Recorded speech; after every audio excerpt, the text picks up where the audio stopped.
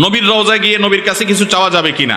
আল্লাহ তাআলা তার নবীকে আমাদের জন্য দিয়েছেন অনুসরণ করার জন্য, সাল্লাল্লাহু আলাইহি ওয়াসাল্লাম। তার জন্য দোয়া করতে হবে, দুরূদ প্রেরণ করতে হবে, তার অনুকরণ অনুসরণ করতে হবে। তিনি কিভাবে চলতে বলেছেন সেভাবে চলতে হবে, কারণ তিনি আমাদের জান্নাতের পথ প্রদর্শক। জাহান্নাম থেকে আমাদেরকে রক্ষা করার জন্য পৃথিবীতে এসেছেন, আমাদের হেদায়েতের জন্য, পথ দেখানোর জন্য এসেছেন। তাকে অনুসরণ করতে হবে। এর বাইরে তার কাছে তার ওয়াফাতের পর অলৌকিকভাবে সাহায্য পাওয়ার জন্য রওজায় গিয়া হে রাসূল আমাকে এটা দাও, এটা বলা যাবে না। আমরা নামাজের মধ্যে বলি ইয়াকা না'বুদু, আল্লাহ শুধু তোমার ইবাদত করি, ওয়া ইয়াকা নাস্তাঈন, এবং শুধু তোমার কাছে সাহায্য চাই, অলৌকিক কোনো শক্তির কাছে আর সাহায্য চাই না।